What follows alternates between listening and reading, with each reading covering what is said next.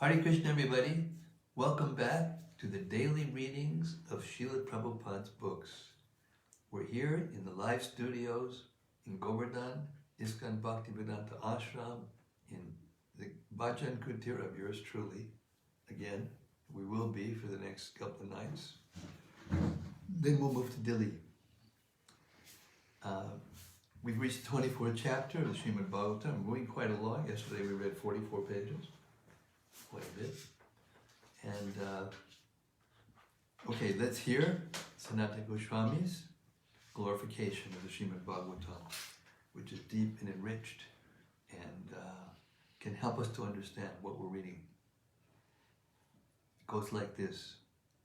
Sarva Shastra Dipiyusha Sarva Vedaika Satpala Sarva Siddhanta Ratnadya Sarvalokaika Drikprada.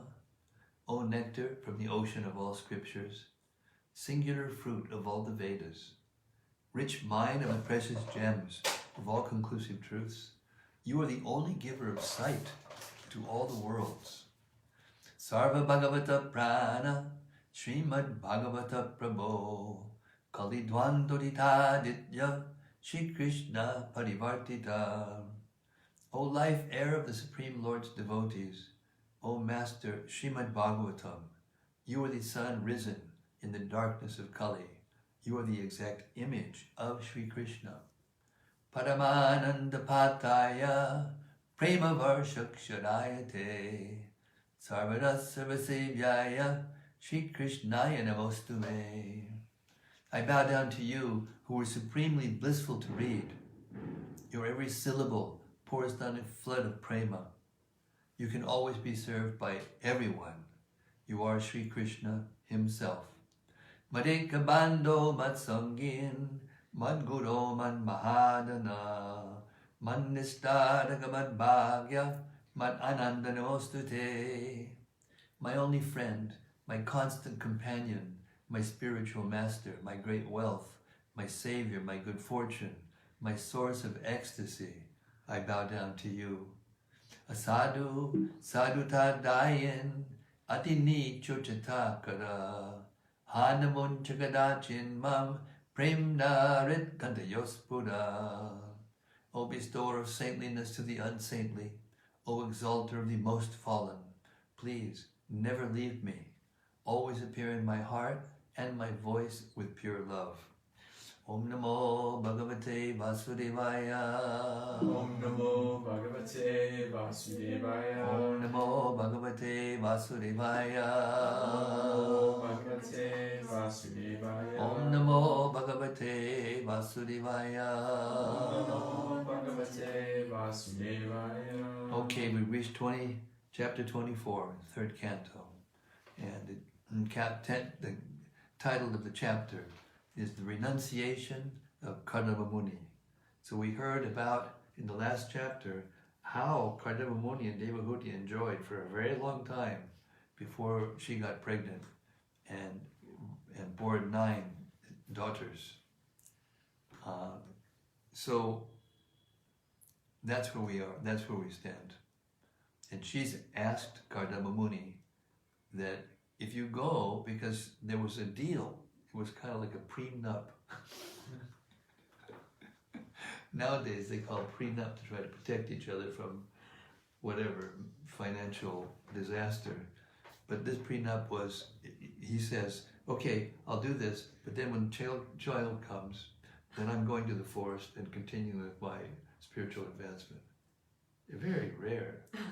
And even after all we heard yesterday, after all they did in aerial mansion and flying all over the universe and seeing the most sensual places and being there and enjoying with each other all this time, still, because he got the benediction from Lord Vishnu, he's not attached. He's not an ordinary person. Neither of them are ordinary persons. So this is the basic point that we have to digest and realize about these scriptures. When we hear about these kinds of activities, they're not ordinary persons.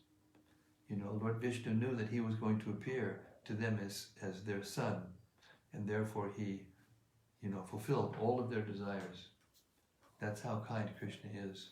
Okay, text 1, chapter 24. Recalling the words of Lord Vishnu. Yes. Recalling the words of Lord Vishnu, the merciful sage Kardama replied as follows to Swayambhu Manu's praiseworthy daughter, Devahuti, who was speaking words full of renunciation. Text 2. The sage said, "Do not be disappointed with yourself, O princess. You are actually praiseworthy. The infallible Supreme Personality of Godhead will shortly enter your womb as your son." Purport. Kardama Muni encouraged his wife not to be sorry, thinking herself unfortunate, because the Supreme Personality of Godhead, by his incarnation, was going to come from her body. So what this means is that even personalities who have that intimate a relationship with Krishna, they're not always aware of what's going to happen. Or even if they're aware that it's going to happen, they can't realize it until it actually happens, even if they're great liberated souls. That's the nature of the material world. And it calls upon us to be extremely tolerant. That's one of the basic instructions of Krishna in the Bhagavad Gita. He says it over and over again, actually, if you read carefully the Gita, because it's so important. And because everyone in this material world has come to this material world for one reason or another to enjoy. And therefore, we have to acknowledge the fact that we made the choice to come here. You know, so it's the kindness of Krishna that allows us to realize the mistake we've made to come here in this material world. Okay. Text 3. You have undertaken sacred vows. God will bless you. Hence, you should worship the Lord with great faith, through sensory control, religious observances, austerities, and gifts of your money and charity. Purport. In order to spiritually advance, or to achieve the mercy of the Lord, one must be self-controlled in the following manner. He must be restrained in sense gratification and follow the rules and regulations of religious principles. Without austerity and penance, and without sacrificing one's riches, one cannot achieve the mercy of the Supreme Lord. Kardama Muni advised his wife, you have to factually engage in devotional service with austerity and penance, following the religious principles and giving charity. Then the Supreme Lord will be pleased with you, and he will come as your son. Text 4. The personality of Godhead being worshipped by you will spread my name and fame. He will vanquish the knot of your heart by becoming your son and teaching knowledge of Brahman. Purport. When the Supreme Personality of Godhead comes to disseminate spiritual knowledge for the benefit of all people, he generally descends as the son of a devotee, being pleased by the devotee's devotional service. The Supreme Personality of Godhead is the father of everyone. No one, therefore, is his father, but by his inconceivable energy, he accepts some of the devotees as his parents and descendants. It is explained here that spiritual knowledge vanquishes the knot of the heart. Matter and spirit are knotted by false ego. This identification of oneness with matter, which is called Hridaya Granthi, exists for all conditioned souls, and it becomes more and more tightened when there is too much affection for sex life. The explanation was given by Lord Rishabha to his sons, that this material world is an atmosphere of affection between male and female. That attraction takes the shape of a knot in the heart, and by material affection, it becomes still more tight. For people who hanker after material possessions, society, friendship, and love, this knot of affection becomes very strong. It is only by Brahma Bhavana, the instruction by which spiritual knowledge is enhanced, that the knot in the heart is cut to pieces. No material weapon is needed to cut this heart, but it requires bona fide spiritual instruction. Kardama Muni instructed his wife, Devahuti, that the Lord would appear as her son and disseminate spiritual knowledge to cut the knot of material identification. Text 5. Maitreya said, Devahuti was fully faithful and respectful toward the direction of her husband, Kardama, who was one of the Prajapatis, or generators of human beings in the universe. O great sage, she thus began to worship the Master of the universe, the Supreme Personality of Godhead, who is situated in everyone's heart. Purport. This is the process of spiritual realization. One has to receive instruction from a bona fide spiritual master. Kardama Muni was Devahuti's husband, but because he instructed her on how to achieve spiritual perfection, he naturally became her spiritual master also. There are many instances wherein the husband becomes the spiritual master. Lord Shiva also is the spiritual master of his consort, Parvati. A husband should be so enlightened that he should become the spiritual master of his wife in order to enlighten her in the advancement of Krishna consciousness. Generally, Stree or woman is less intelligent than man.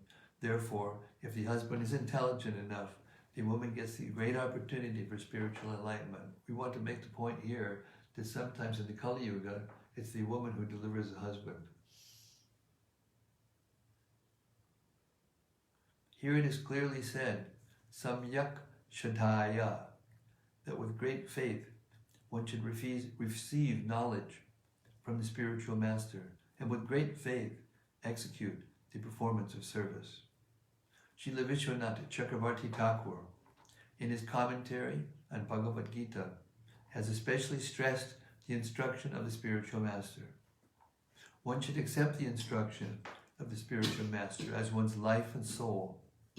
Whether one is liberated or not liberated, one should execute the instruction of the spiritual master with great faith.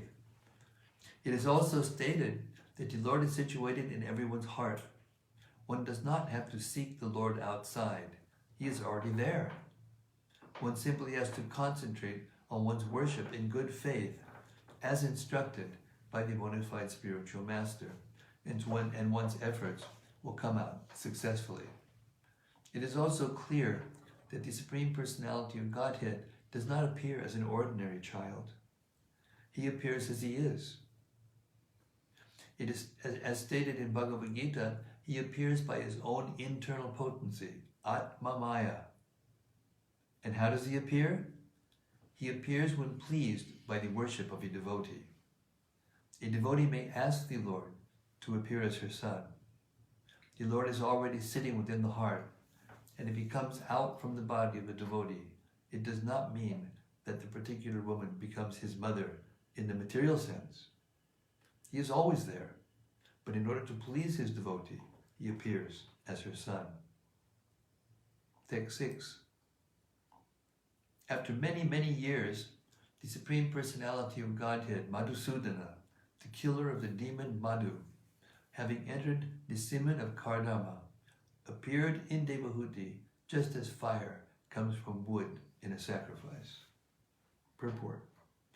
It is clearly stated here that the Lord is always the Supreme Personality of Godhead, although he appeared as the son of Kardama Muni. Fire is always present in wood, but by a certain process, fire is kindled. Similarly, God is all-pervading, he is everywhere, and since he may come out from everything, he appeared in his devotee's semen. Just as an ordinary living entity takes his birth by taking shelter of the semen of a certain living entity, the Supreme Personality of Godhead accepts the shelter of the semen of his devotee and comes out as his son. This manifests his full independence to act in any way, and it does not mean that he is an ordinary living entity, forced to take birth in a certain type of womb. Lord Nrsimha appeared from the pillar of Hiranyakashipu's palace. Lord Raha appeared from the nostril of Brahma, and Lord Kapila appeared from the semen of Kardama. But this does not mean that the nostril of Brahma, or the pillar of Hiranyakashipu's palace, or the semen of Kardama Muni is the source of the appearance of the Lord. The Lord is always the Lord. Bhagavan Madhusudanaha. He is the killer of all kinds of demons, and he always remains the Lord, even if he appears as the son of a particular devotee. The word Kardamam is significant, for it indicates that the Lord has some devotional affection or relationship in devotional service with Kardama and Devahuti. But we should not mistakenly understand that he was born just like an ordinary living entity from the semen of Kardama Muni in the womb of Devahuti. Text 7. At the time of his descent on earth, demigods, in the form of raining clouds, sounded musical instruments in the sky. The celestial musicians, the Gandharvas, sang the glories of the Lord, while celestial dancing girls known as Apsaras danced in joyful ecstasy. Text 8. At the time of the Lord's appearance, the demigods flying freely in the sky showered flowers. All the directions, all the waters, and everyone's mind became very satisfied. Purport. It is learned herewith that in the higher sky there are living entities who can travel through the air without being hampered. Although we can travel in outer space, we are hampered by so many impediments, but they are not. We learn from the pages of Srimad-Bhagavatam that the inhabitants of the planet called Siddhaloka can travel in space from one planet to another without impediment. They showered flowers on the earth when Lord Kapila, the son of Kardama, appeared. Text 9. Brahma, the first born living being, went along with Marichi and other sages to the place of Kardama's hermitage, which was surrounded by the river Saraswati. Purport. Brahma is called Swayambhu because he is not born of any material father and mother. He is the first living creature and is born from the lotus, which grows from the abdomen of the Supreme Personality of Godhead, Garbhodakashaya Vishnu. Therefore he is called Swayambhu, self-born.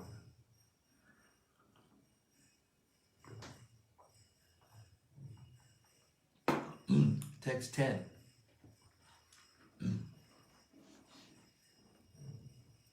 Maitreya continued, O killer of the enemy, the unborn Lord Brahma, who is almost independent in acquiring knowledge, could understand that a portion of the Supreme Personality of Godhead, in his quality of pure existence, had appeared in the womb of Devahuti, just to explain the complete state of knowledge known as Sankhya Yoga. Purport. In Bhagavad Gita, 15th chapter, it is stated that the Lord himself is the compiler of Vedanta Sutra, and he is the perfect knower of Vedanta Sutra. Similarly, the Sankhya philosophy is compiled by the Supreme Personality of Godhead in its appearance as Kapila. There is an imitation Kapila who has a Sankhya philosophical system, but Kapila, the incarnation of God, is different from that Kapila. Kapila, the son of Kardama Muni, in his system of Sankhya philosophy, very explicitly explained not only the material world, but also the spiritual world. Brahma could understand this fact because he is Swarat, almost independent in receiving knowledge. He is called Swarat because he did not go to any school or college to learn, but learned everything from within. Because Brahma is the first living creature within this universe, he had no teacher. His teacher was the Supreme Personality of Godhead himself, who was seated in the heart of every living creature. Brahma acquired knowledge directly from the Supreme Lord within the heart. Therefore, he is sometimes called Swarat and Aja. Another important point is stated here. Sat Vinang Shena. When the Supreme Personality of Godhead appears, he brings with him all his paraphernalia of Vaikuntha. Therefore his name, his form, his quality, his paraphernalia, and his entourage all belong to the transcendental world. Real goodness is in the transcendental world. Here in the material world, the quality of goodness is not pure. Goodness may exist, but there must also be some tinges of passion and ignorance. In the spiritual world, the unalloyed quality of goodness prevails. There, the quality of goodness is called Shuddha Sattva, pure goodness. Another name for Shuddha Sattva is Vasudeva, because God is born from Vasudeva. Another meaning is that when one is purely situated in the qualities of goodness, he can understand the form, name, quality, paraphernalia, and entourage. Yeah, technical difficulty. We got some technical difficulty, can't see it. It's my fault. I'm speaking to the walls. Do you know where it stopped? It's not stopped. We I had the headphone. I had it plugged in because the power was low and I forgot to plug the microphone in when I unplugged it from the power. I see. So now, what should we do? I mean, there is a. I mean, there's a microphone on here. Yeah. Whether or not it can be loud enough. I think The quality is not good. You tried? Yeah. In the past, we In the are past, just yeah. doing the live stream like this until we got the expensive. All right. Hey, fans out there in Cyberland. We had a little technical difficulty because the battery was not so filled up today. That was my fault. And so, Bhakta Matt, our techie, forgot to plug in the microphone, and yours truly forgot to. it's my fault. I should have. So anyway, so here we are. We didn't lose anything, except maybe the sound up until now isn't as good. But I'm reading pretty loud. Maybe someone out there should tell us. Someone out there should tell us if they could hear. I mean, we didn't get any negative message. Ronnie Fatai said, "Is the microphone on?" So it must have been hard to hear, but I'm not sure if it was completely inaudible. So someone out there in cyberspace should write us a encouraging, reassuring message that we don't have to go back and read again whatever we've read today. I mean, we can do it, but better if we don't have to. So please, someone out there, send me a message and let me know. Okay. I'll just back up just a little bit so we can. Another important point is stated here. Sat Vinang Shena. When the Supreme Personality of Godhead appears, he brings with him all his paraphernalia of Vaikuntha. I just got a thumbs up from our techie. He says, Brian Phillips says it's been perfect here in the UK so far, no problems. And Ryan Fatai said the sound is okay. It's just a bit far, like you're far away. No need to go back. Thank you, thank you, thank you. Another important point is stated here. Sat Vinang Shena. When the Supreme Personality of Godhead appears, he brings with him all his paraphernalia of Vaikuntha. Therefore his name, his form, his quality, his paraphernalia, and his entourage all belong to the transcendental world. Real goodness is in the transcendental world. Here in the material world, the quality of goodness is not pure. Goodness may exist, but there must also be some tinges of passion and ignorance. In the spiritual world, the unalloyed quality of goodness prevails. There, the quality of goodness is called Shuddha Sattva, pure goodness. Another name for Shuddha Sattva is Vasudeva, because God is born from Vasudeva. Another meaning is that when one is purely situated in the qualities of goodness, he can understand the form, name, quality, paraphernalia, and entourage of the Supreme Personality of Godhead. The word Angshina also indicates that the Supreme Personality of Godhead, Krishna, appeared as Kapiladev in a portion of his portion. God expands either as Kala or Angsha. Angsha means direct expansion, and Kala means expansion of the expansion. There's no difference between the expansion of the expansion, and the Supreme Personality of Godhead directly, as there is no difference between one candle and another. But still, the candle from which the others are lit is called the original. Krishna, therefore, is called the Parabrahman, or the ultimate Godhead and cause of all causes. Text 11. After worshipping the Supreme Lord with gladdened senses and a pure heart for his intended activities as an incarnation, Brahma spoke as follows to Kardama and Devahuti. Purport. As explained in Bhagavad Gita, 4th chapter, anyone who understands the transcendental activities, the appearance and the disappearance of the Supreme Personality of Godhead is to be considered liberated. Brahma, therefore, is a liberated soul. Although he is in charge of this material world, he is not exactly like the common living entity.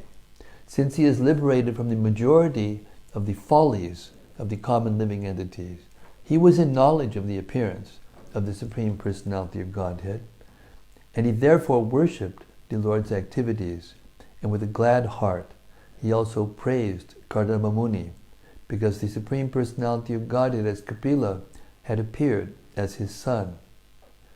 One who can become the father of the Supreme Personality of Godhead is certainly a great devotee. There is a verse spoken by a Brahmana in which he says that he does not know what the Vedas and what the Puranas are, but while others may be interested in the Vedas or Puranas, he is interested in Nanda Maharaj, who appeared as the father of Krishna. The Brahmana wanted to worship Nanda Maharaj because the Supreme Personality of Godhead as a child crawled in the yard of his house. These are some of the good sentiments of devotees. If a recognized devotee brings forth the Supreme Personality of Godhead as his son, how he should be praised. Brahma, therefore, not only worshipped the incarnation of Kapiladev, of Godhead, Kapiladev, but he also praised his so-called father, Kardama Muni.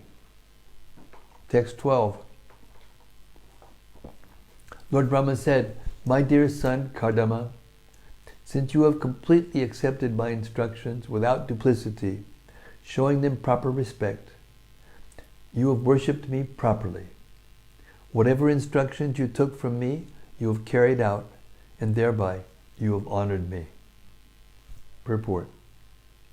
Lord Brahma, as the first living entity within the universe, is supposed to be the spiritual master of everyone, and he is also the father, the creator of all beings. Kardama Muni is one of the Prajapatis, or creators of the living entities, and he is also a son of Brahma. Brahma praises Kardama because he carried out the orders of the spiritual master in toto and without cheating. A conditioned soul in the material world has the disqualification of cheating. He has 4 disqualifications.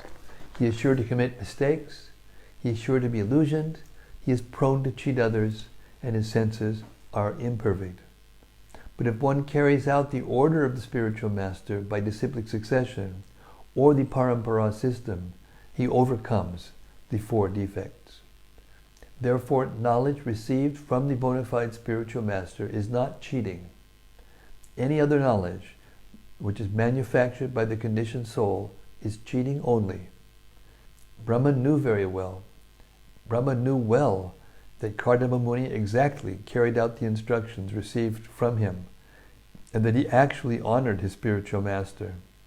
To honor the spiritual master means to carry out his instructions word for word.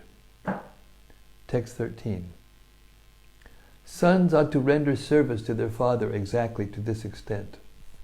One should obey the command of his father or spiritual master with due deference, saying, "Yes, sir." Purport. Two words in this verse are very important. One word is pitari, and the other is guru.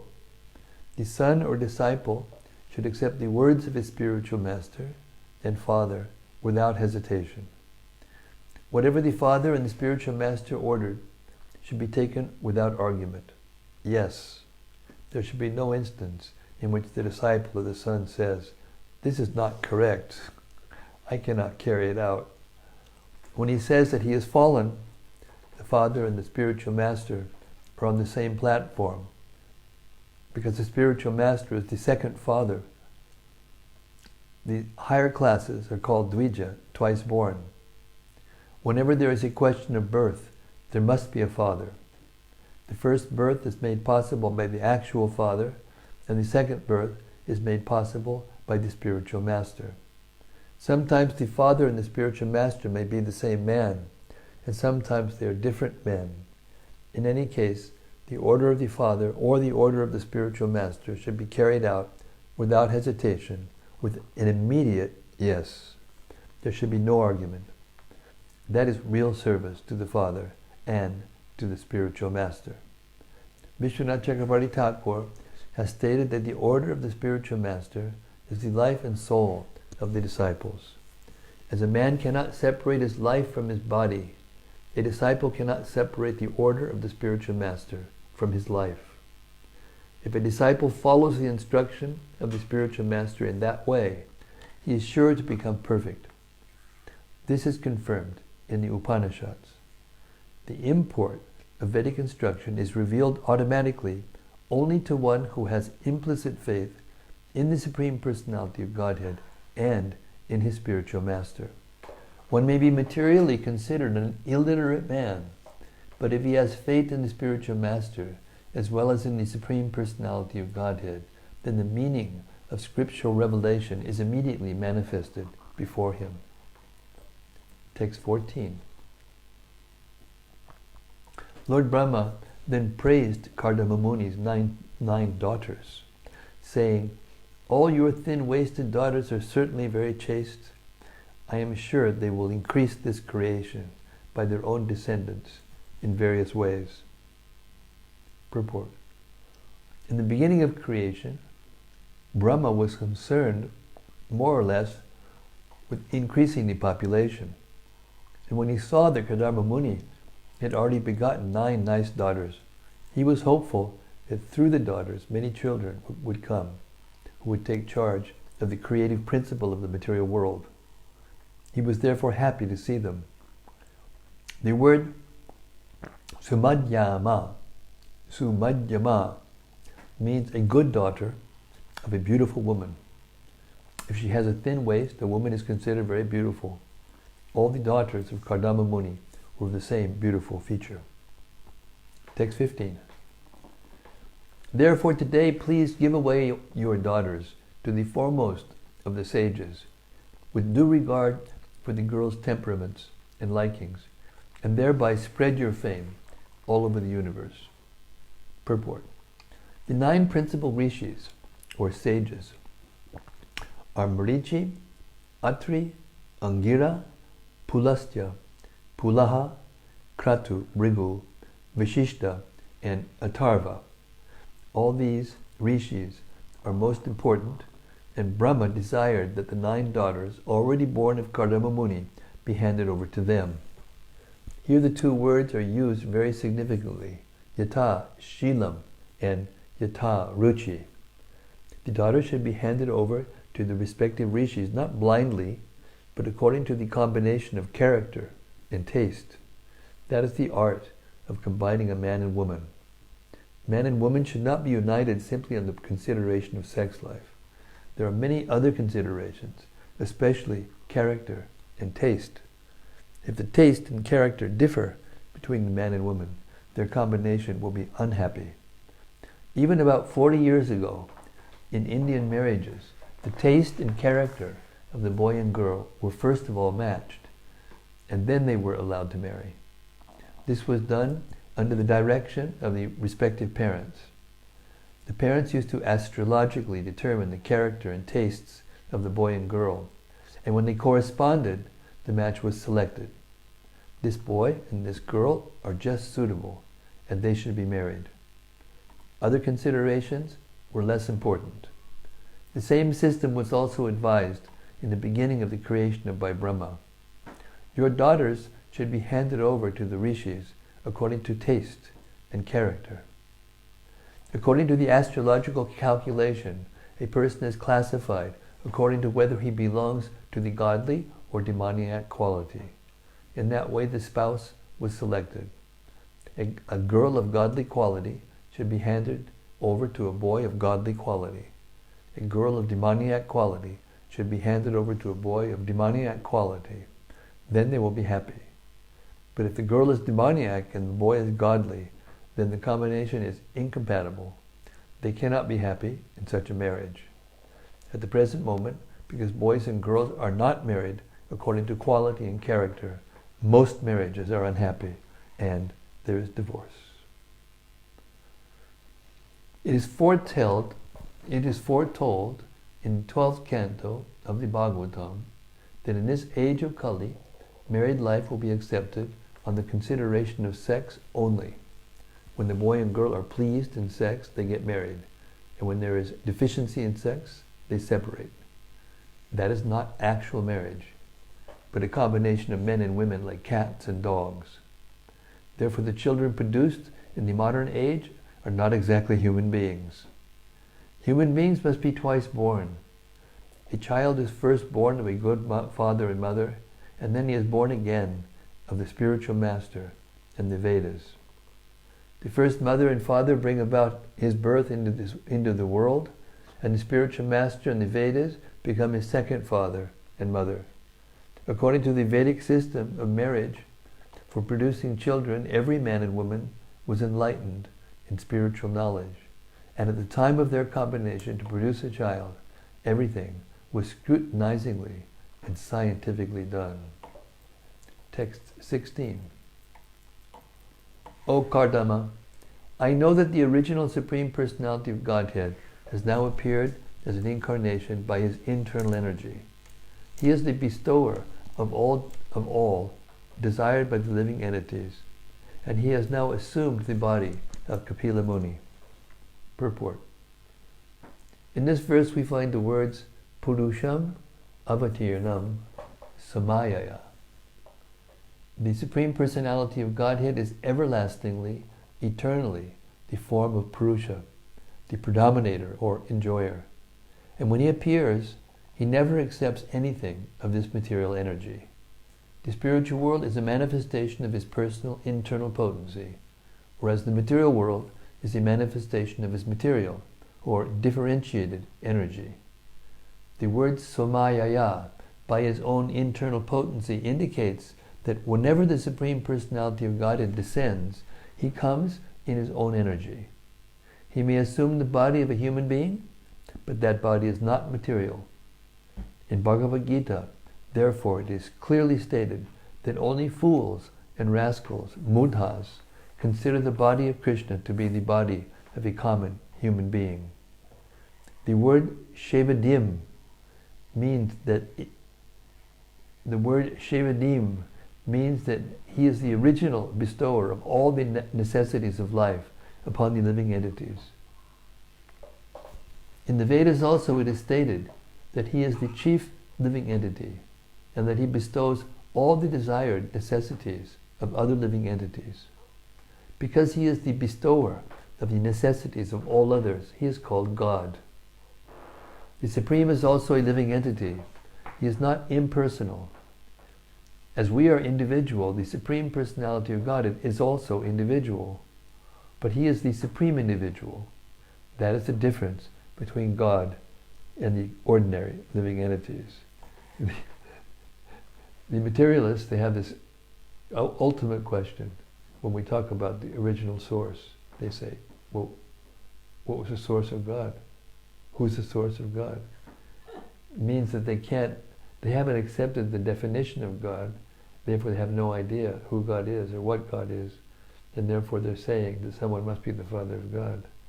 But I heard Prabhupada say in the last 4 days, Prabhupada was speaking to some people in Australia, in Perth, actually. And he was bringing up this point to the devotees afterwards, after the meeting. And the definition of God is that he has no father and mother. He has no source. That's what God is. Everyone else has a source, except for Krishna. And as we accept that, understand it properly, because we can't understand it blindly, then we can make tangible and rapid spiritual advancement by hearing the Srimad-Bhagavatam and Bhagavad Gita. Okay, text 17.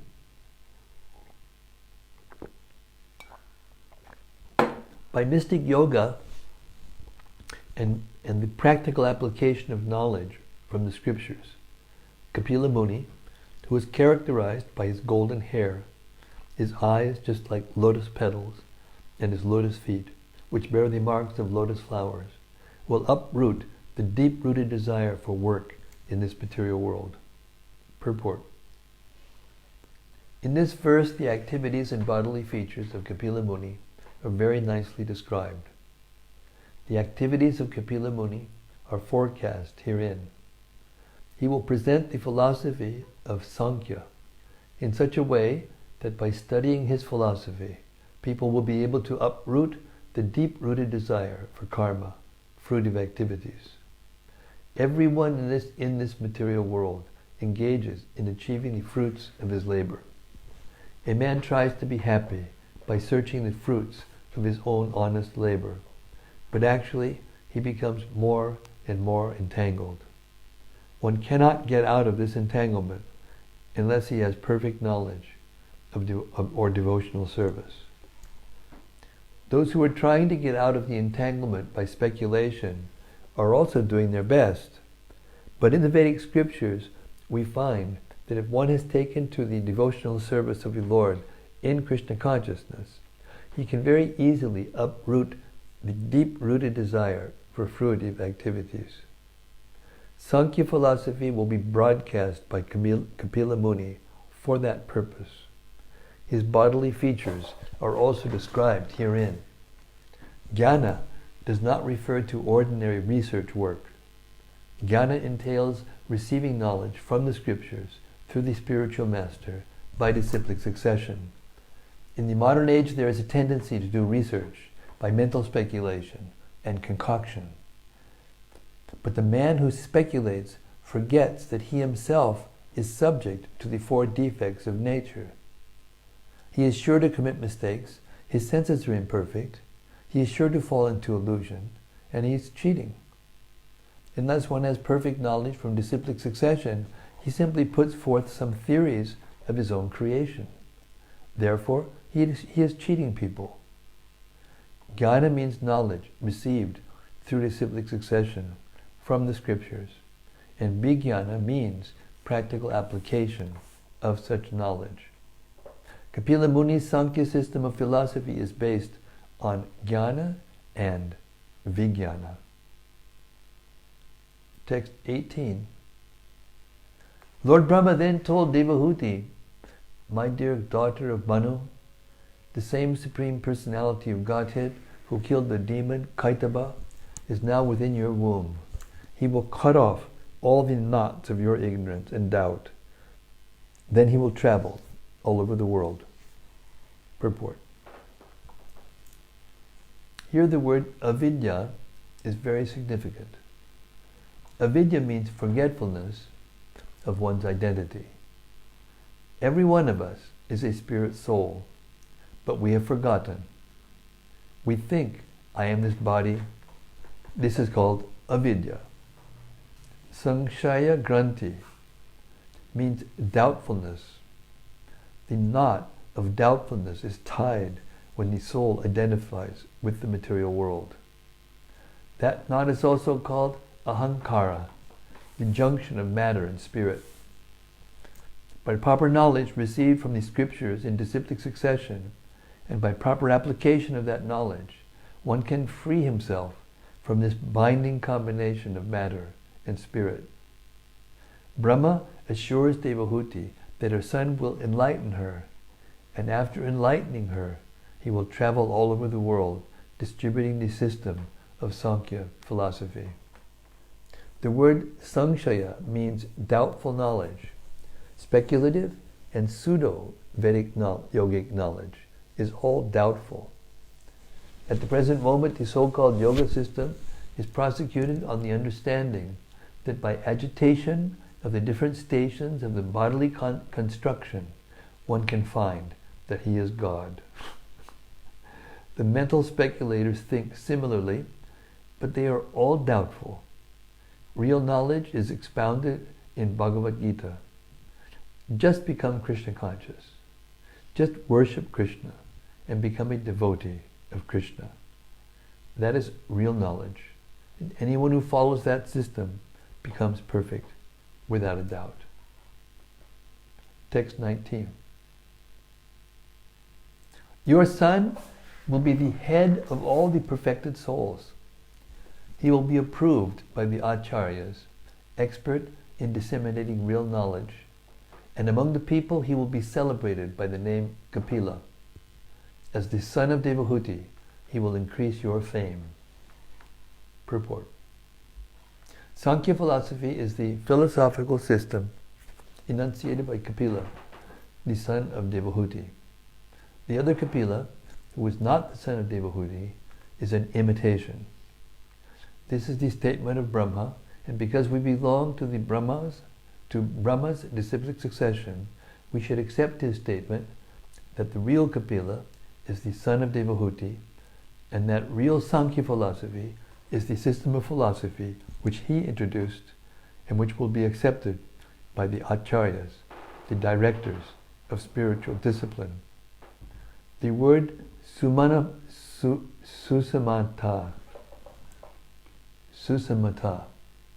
the word susamata means accepted by persons who are counted upon to give their good opinion. Text 20. Sri Maitreya said, after speaking to Kardama Muni and his wife, Devahuti, Lord Brahma, the creator of the universe, who was also known as Hamsa, went back to the highest of the 3 planetary systems on his swan carrier with the 4 Kumaras and Narada. Purport. The words Hangsena Yanina are very significant here. Hangsayana, the airplane by which Brahma travels all over the outer space, resembles a swan. Brahma is also known as Hamsa because he can grasp the essence of everything. His abode is called Tridama Paramam. There are 3 divisions of the universe: the upper planetary system, the middle planetary system, and the lower planetary system. But his abode is above even Siddhaloka. The upper planetary system. He returned to his own planet with the 4 Kumaras and Narada because they were not going to be married. The other rishis who came with him, such as Marichi and Atri, remained there because they were to be married to the daughters of Kardama. But his other sons, Sanaka, Sanatana, and Narada, went back with him in his swan-shaped airplane. The 4 Kumaras and Narada are Naishtika brahmacharis. Naishtika brahmachari refers to one who never wastes his semen at any time. They were not to attend the marriage ceremony of their other brothers, Marichi and the other sages, and therefore they went back with their father, Hamsa. Text 21. O Vidura, after the departure of Brahma, Kardama Muni, having been ordered by Brahma, handed over his 9 daughters, as instructed, to the 9 great sages who created the population of the world. Text 22 and 23. Kardama handed over his daughter Kala to Mrichi, and another daughter, Anusuya, to Atri. He delivered Shraddha to Angira, and Havirbu to Pulastya. He delivered Gati to Pulaha, the chaste Kriya to Kratu, Kyati to Brigu, and Arundhati to Vishishta. Text 24. He delivered Shanti to Atharva. Because of Shanti, sacrificial ceremonies are well performed. Thus he got the foremost brahmanas married, and he maintained them along with their wives. Text 25. Thus married, the sages took leave of Kardama and departed full of joy, each for his own hermitage, O Vidura. Text 26. When Kardama Muni understood that the Supreme Personality of Godhead, the chief of all the demigods, Vishnu, had descended, Kardama approached him in a secluded place, offered obeisances, and spoke as follows. Purport. Lord Vishnu is called Triyuga. He appears in 3 yugas, Satya, Treta, and Dwapara. But in Kali Yuga, he does not appear. From the prayers of Prahlad Maharaj, however, we understand that he appears garbed as a devotee in Kali Yuga. Lord Chaitanya is that devotee. Krishna appeared in the form of a devotee, but although he never disclosed himself, Rupa Goswami could understand his identity, for the Lord cannot hide himself from a pure devotee. Rupa Goswami detected him when he offered his first obeisances to Lord Chaitanya. He knew that Lord Chaitanya was Krishna himself, and therefore offered his obeisances with the following words.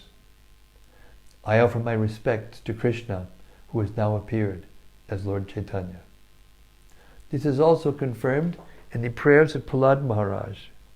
In Kali Yuga, he does not directly appear, but he appears as a devotee. Vishnu therefore is known as Triyuga. Another explanation of Triyuga is that he has 3 pairs of divine attributes, namely power and influence, power and affluence, piety and renown, and wisdom and dispassion.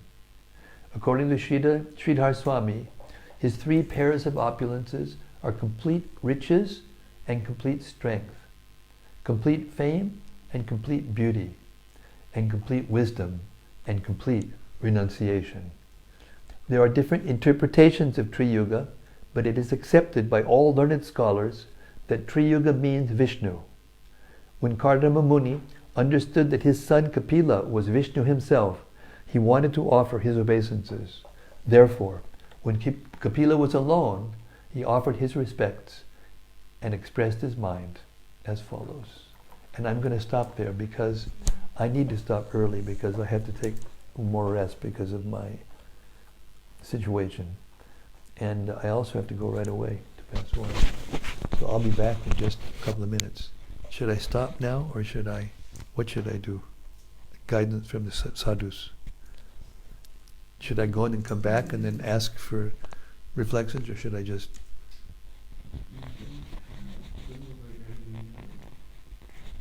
I think we'll close it. We'll close it. All right, thank you all out there in cyberspace for tuning in and joining our band of merry devotees. This is the band of merry devotees reading Prabhupada's books every day. And this is the real happiness. And we can only encourage you more and more and spread this nectar more and more. All glories to Kardama Muni and Devahuti. All glories to Lord Brahma. All glories to Lord Vishnu. And all the sages in the higher planetary systems. Gaur Premanandi, Hari Hari Bol. We'll see you tomorrow night, for sure, without fail. Hare Krishna.